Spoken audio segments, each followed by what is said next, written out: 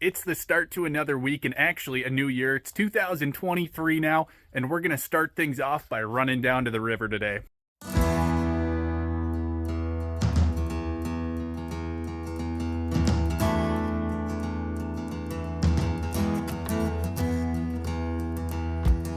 Just down at the river, we're just actually checking the pump house here, making sure we got chlorine still going into the pump and making sure our water's safe and stuff. But man, the river is definitely 100% frozen out here. So it's actually pretty cool. If you stand here and you're quiet, you can actually hear the ice kind of cracking and stuff because the river is still moving underneath all the ice there.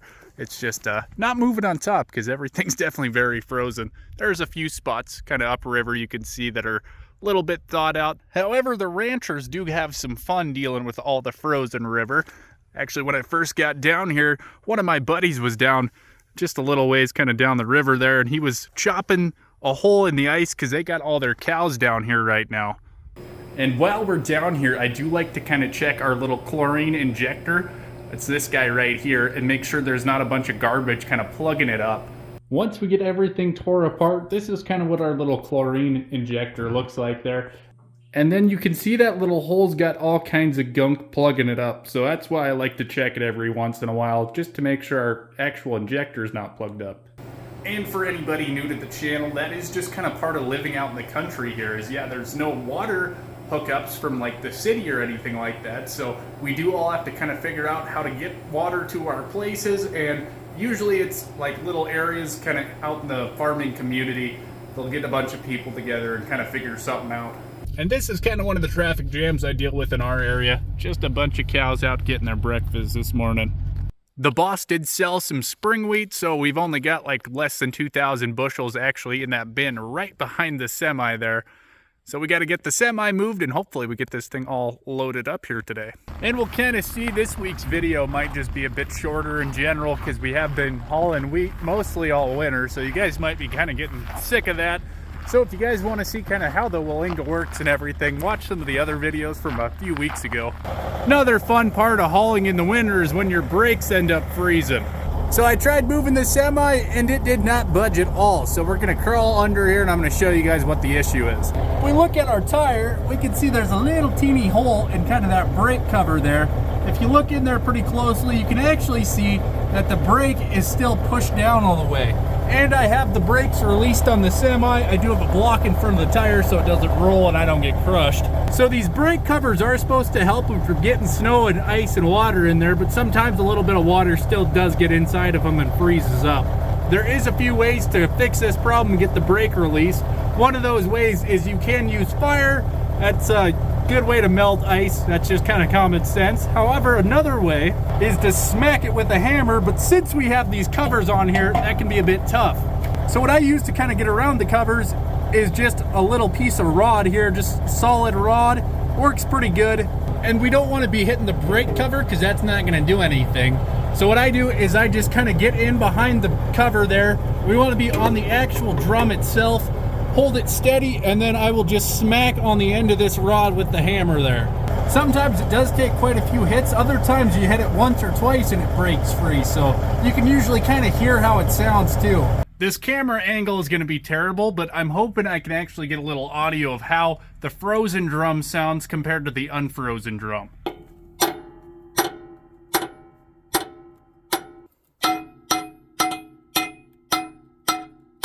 Our trailer brakes are also all frozen up, and these ones don't have covers, so it's pretty easy to see that they are definitely frozen. And we'll give them a little tap because you can hear just how solid these guys sound. So yeah, you can hear there's definitely like no kind of little ting or echo with these. It sounds solid. Got a foggy little morning out here today, but we are gonna get the semi all loaded up with a little bit of spring wheat. Another fun little issue when dealing with cold weather, so it's like 4 degrees Fahrenheit out here this morning, and the tarp's actually kind of frozen up into itself. So I'm trying to get it unrolled so I can get the truck tarped here, but it keeps getting stuck kind of underneath itself and it won't roll. So I got to kind of unroll it a bit, then I got to actually come up here, grab it, kind of pull it out, get all the ice broke off, then move it a little tiny bit more. So it's taken me about 20 minutes so far just to get half of the truck tarped. It's the start to another morning out here. Actually got all of the spring wheat hauled yesterday, so that worked out pretty good. However, I do have the grain vac still all set up, so we're gonna get the tractor fired up, get the grain vac all tore down, and we actually need the tractor for something else that's gonna be showing up today. And it's another frosty morning out here in Montana. You guys can probably see the tractor is just kind of all iced over. We do have it plugged in though, so it should start up pretty easy here though.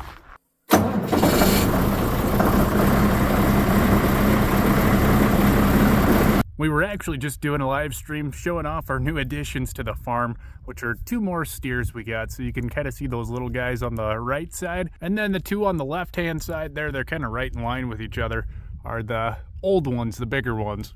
Another job for today is we got a bunch of tires to air up on random things. So that's like the sprayer needs one of its tires aired up, and then we actually have the swather, which is inside the Quonset shed way over there. It needs one of those tires aired up on that as well, which means we're gonna need the air compressor on the old service pickup here. And this thing does not like cold weather, so it's been plugged in since last night. So hopefully this thing will start up here now.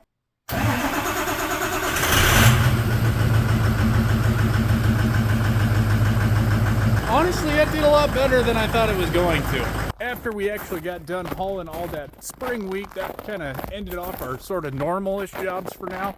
And we don't really have anything lined up, so I've been kind of just running around trying to figure out random jobs to get done type of thing. So that's like right now, we were just trying to kind of find some room inside the shed there so we could put our huge radiator in there. And we'll probably end off the week just doing some shop cleaning and getting some other random odd jobs done around here too. However, this is the new little snowplow the boss man got for the John Deere tractor there, and it came with hydraulic tilt on it, so you can actually change the angle with the hydraulics. However, we have one issue, which is we do not have any open hydraulics on our little tiny tractor here. And when we bought this thing, it didn't have the hydraulics on there. It was supposed to just have the manual ones, so I'm actually going to put the manual ones back on. And since things are a little bit slower right now, I figured we'd get some footage of the little snowplow, and we're gonna make kind of a highly edited short of it. We have one more thing taking up quite a bit of room in the shop here, which is our big radiator intercooler combo for our irrigation pump down at the river there. And this thing is huge, so we are gonna grab the New Holland tractor to get it out of here. Like I was just saying, this thing is huge. So I'm about 6'3", and this thing is probably about up to my shoulder when it's actually sitting on the ground all the way. So it's, yeah, just a massive radiator, definitely bigger than anything you'd have in a semi. Just hopped out of the tractor here, and I noticed something was a little wet. So I think we're gonna need a new line on at least that one hose, and I should actually check some of these other ones too. At least it didn't blow out when I had this thing sitting up in the air. That would have been pretty bad. We just got back from town and we barely made it to town right before they closed. I did end up getting our nice little hydraulic hose here.